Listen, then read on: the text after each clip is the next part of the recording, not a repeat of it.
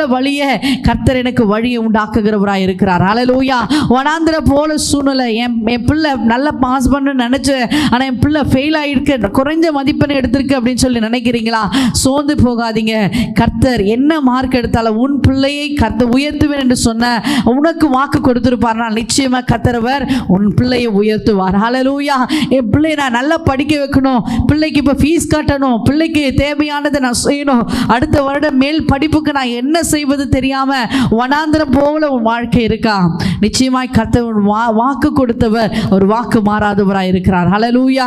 எதுவுமே college seat கிடைக்கல, school மேற்கொண்டு படிப்புக்கு சீட் கிடைக்கலன்னு சொல்லி நீங்கள் புலம்பிக் கொண்டிருக்கிறீங்களா?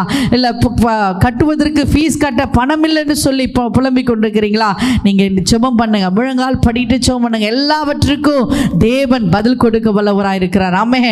வனாந்திரம் போல சூழ்நிலை கர்த்தர் வழி உண்டாக்குகிறவராக இருக்கிறார்.